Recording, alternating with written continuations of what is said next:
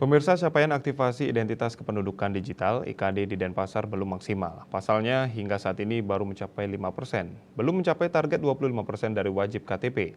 Karena itu, Dinas Kependudukan dan Pencatatan Sipil terus melakukan aktivasi dengan sistem jemput bola.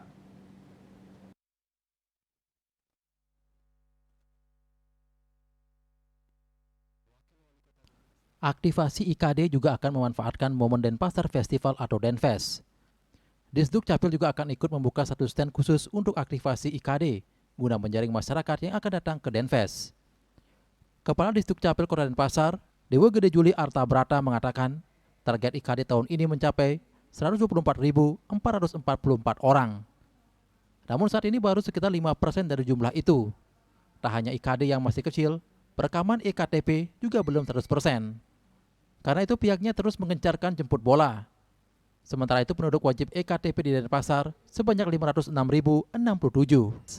Seperti diketahui, identitas kependudukan digital adalah aplikasi berbasis Android yang berisi informasi elektronik yang digunakan untuk merepresentasikan dokumen kependudukan dan data balikan yang menampilkan data pribadi sebagai identitas yang bersangkutan.